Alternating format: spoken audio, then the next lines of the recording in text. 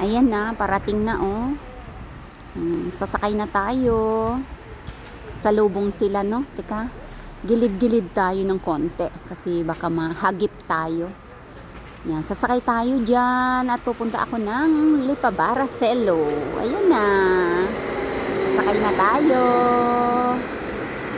Saan tayo? Sa pinakahuli. Sa pinakahuling Caterpillar.